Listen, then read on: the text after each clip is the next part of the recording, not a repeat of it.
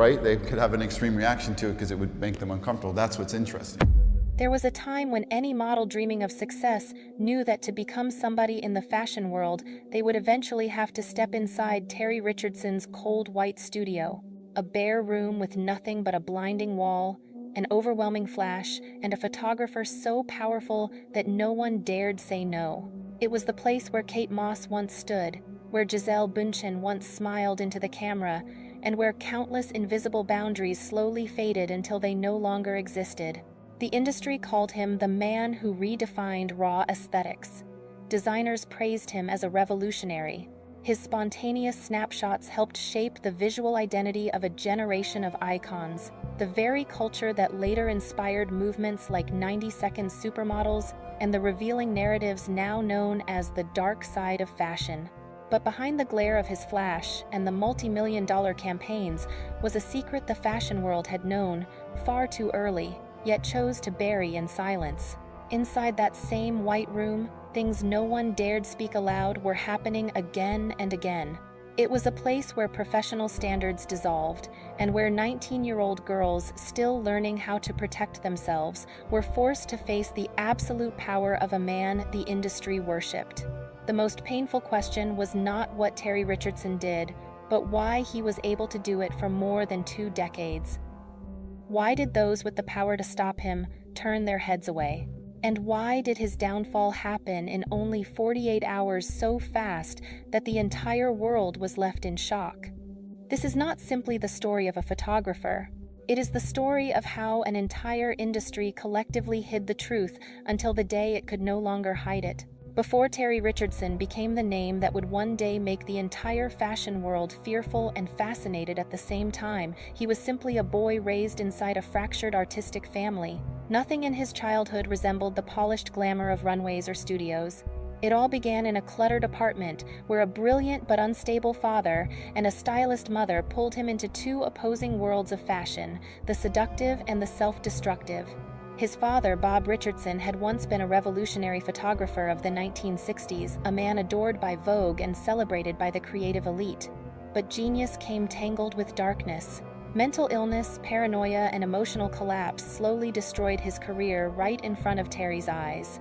The boy witnessed both the glory of art and the brutal erosion of fame, a legacy that left him with a twisted belief that creativity must be painful and that breaking boundaries was proof of talent. Meanwhile, his mother, Annie Lomax, worked as a stylist in an industry filled with chaos and excess, reinforcing Terry's sense that blurred lines were normal. Fashion shoots, scandalous stories, and the dysfunction of the creative world arrived far too early in his life.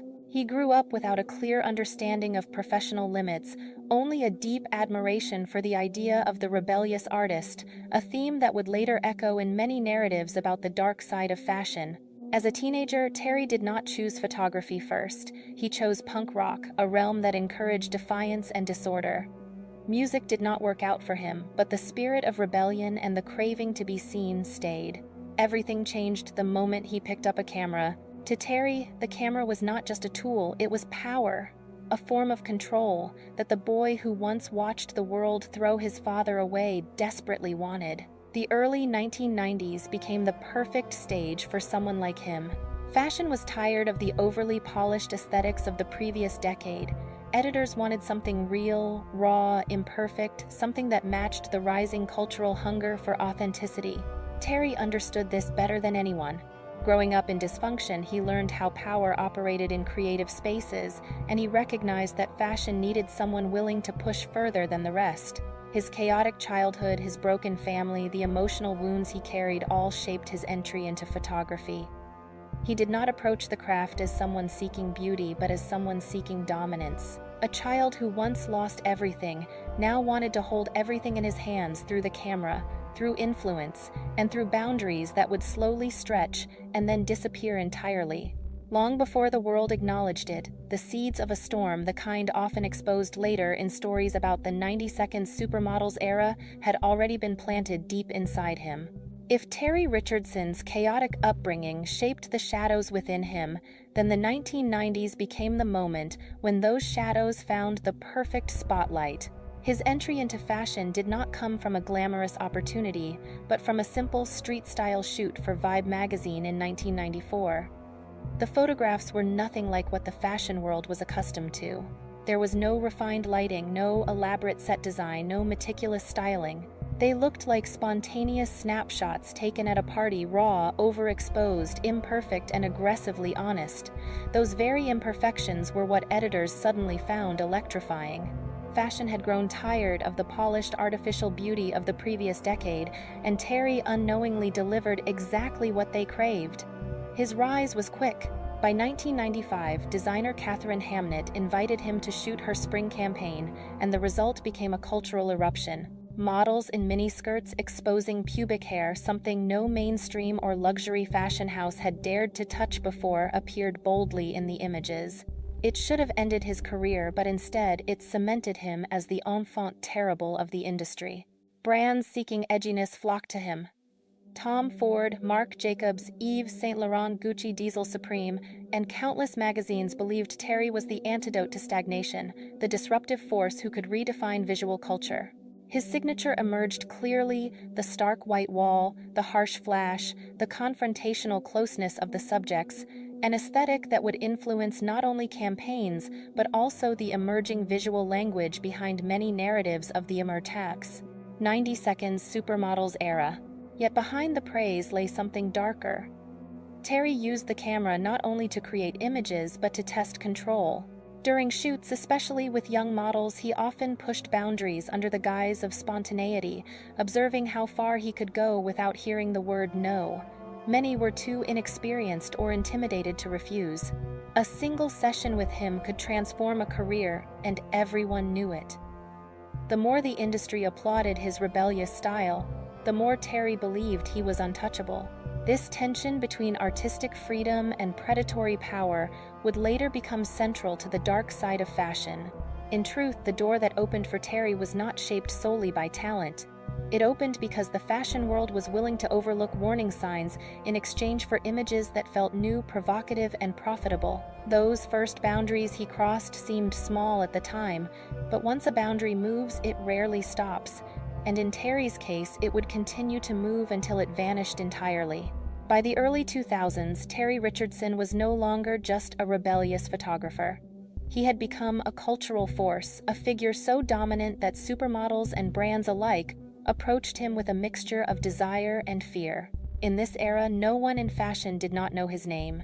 His studio, a simple empty room with a blinding white wall, transformed into a kind of shrine, a place every young model dreamed of entering. There was no elaborate backdrop, no perfected lighting, only a wall, a flash, and a moment of raw intensity.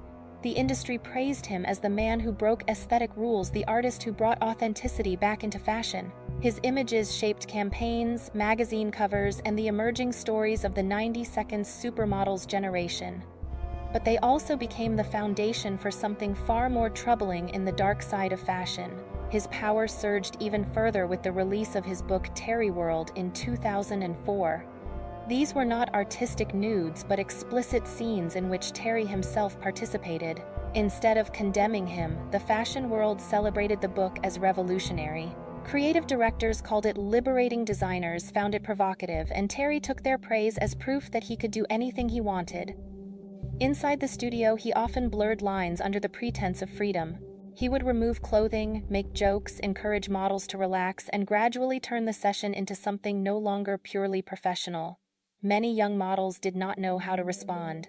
They were overwhelmed, excited, intimidated, and aware that a single shoot with Terry could change everything for them.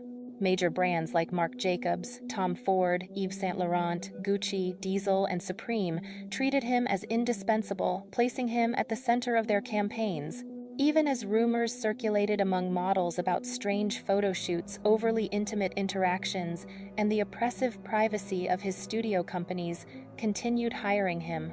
Profit spoke louder than warnings, and Terry became more untouchable with every contract. His influence reached its symbolic peak when he photographed Barack Obama for Vibe and Oprah Winfrey for Harper's Bazaar, turning the once underground provocateur into a widely respected mainstream figure.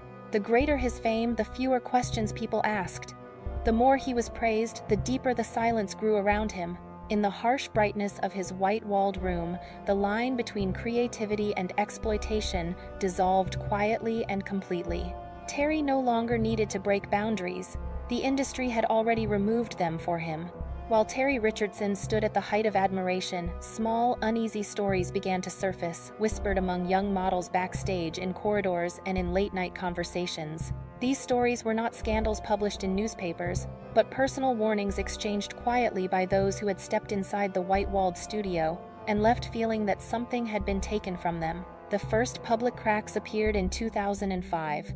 Gabriela Johansson, a Romanian model, described a test shoot that turned into a coercive session at the Chateau Marmont, where Terry pushed her into increasingly explicit poses and later published her images without true consent.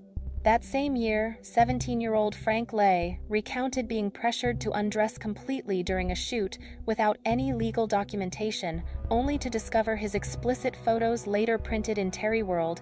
Both cases were quietly settled and forgotten publicly while the industry continued to hire him as if nothing had happened. This was the beginning of the Whisper Network, a system that protected reputations instead of victims. Models warned each other to be careful not to be alone with him, not to drink anything he offered, but when they asked their agencies whether they should go to the shoot anyway, the answer was always yes, because working with Terry could still launch a career. The silence continued until 2010, when someone finally confronted him openly. Supermodel Ree Rasmussen approached Terry at a Paris Fashion Week party and accused him in front of industry elites of degrading women and exploiting the vulnerability of young girls. Terry fled the scene and the next day complained to her agency, revealing a cowardice that contradicted his public persona. Her courage opened the door for others. Jamie Peck shared her experience at 19, describing how a nude shoot suddenly became a moment in which Terry removed his own clothes and pressured her into intimate acts. Coco Rocha also spoke out, avoiding details yet making clear she would never work with him again, a subtle but powerful warning within the 90-second Supermodels community. Despite these accounts, Terry continued being booked for major campaigns, including the prestigious 2010 Pirelli calendar. The problem was never that no one knew. The problem was that everyone knew and still chose silence. These stories would later become defining examples of the dark side of fashion, revealing how an industry obsessed with edginess and profit allowed a predator to keep working unhindered. In a world built on images, the truth remained hidden because too many people benefited from not seeing it. For years, the accusations surrounding Terry Richardson existed like distant echoes in an industry determined not to listen.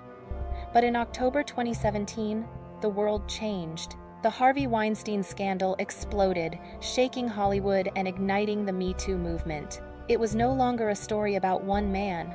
It became a reckoning for every powerful figure who had hidden behind silence, and for every system that had enabled them. As the world examined the abuse of power in entertainment, the fashion industry was forced to confront its own dark icon. Terry Richardson, a man long compared to the Weinstein of fashion, was suddenly at the center of a storm the industry could no longer ignore. And then something unimaginable happened. His empire collapsed in only 48 hours. On the morning of October 23rd, an internal Condé Nast email leaked. James Woolhouse, the company's COO, ordered all publications to cease working with Terry immediately and to remove any unpublished shoots. With one sentence, the photographer once worshipped by magazines worldwide was erased from their future. Within hours, fashion houses followed. Valentino Bulgari Porter and the Wall Street Journal magazine all cut ties. Hearst magazines, which owned Elle and Harper's Bazaar, went so far as to scrap an entire cover story, shooting it again with a different photographer. The industry that had protected him for 2 decades suddenly turned its back without a word of explanation. Terry responded with a familiar defense, claiming all his shoots were consensual collaborations, but the world no longer believed vague declarations about artistic freedom. For the first time, the shield of silence fractured. A man once considered untouchable became toxic overnight. His career ended in hours, not years. After the collapse, he disappeared from public life, marrying his longtime assistant, Alexandra Bolotow, and moving with their twin sons to the quiet Catskills, far from the world that had once celebrated him. Yet the story did not end with his retreat. In 2023, New York's Adult Survivors Act temporarily reopened the statute of limitations, allowing older cases of assault to be filed. Manuvra Portillo stepped forward, describing how her agency, Trump Model Management, had sent her to Terry's studio in 2004, where he appeared in an open robe, offered her a drink that left her dizzy, and coerced her into explicit acts. 2 days later, Karen Bernstein also filed a lawsuit, recounting violations she said had haunted her for almost 20 years. This time, no designer, no magazine, and no industry insider rushed to defend him. The narrative surrounding Terry Richardson had shifted completely. What once was framed as provocative art was now recognized as a brutal example of how the dark side of fashion had thrived in plain sight for decades. His fall was not because he suddenly became dangerous. It was because silence finally stopped protecting him. And when silence breaks, even the most powerful images can no longer hide the truth. Today, the white walls of Terry Richardson's studio have vanished from the fashion world. There are no more million-dollar campaigns, no more disruptive editorials, no more flashes that once illuminated both the famous and the vulnerable. Terry now lives in quiet isolation, far from the industry that once praised him. But the real question is not where he is, or whether he still works. The real question is what allowed a man like him to exist in the first place and to thrive for so long. The answer lies not only in Terry's own rebellion, not only in the provocative images or the raw aesthetic he popularized. It lies at the heart of the fashion system itself, a world that worships boldness so intensely that it often overlooks the damage hidden beneath. A world where power can disguise itself as creativity, where victims are expected to feel grateful for standing in front of a so-called genius. This is why the story of Terry Richardson remains essential to understanding the dark side of fashion. The issue was never that no one saw the warning signs. It was that everyone saw them and chose the comfort of silence. Nothing changed until a global reckoning forced the industry to confront what it had buried for decades. Even now, people can easily say the story is over, that Terry is gone and the system has moved on. But has it truly changed? Somewhere in a small studio, a young model is standing nervously in front of a photographer who holds all the power. And the fashion world must ask itself whether it has really learned from the past or simply found better ways to hide it. Because as the legacy of the 90-second Supermodels era reminds us, what disappears from sight does not always disappear from existence.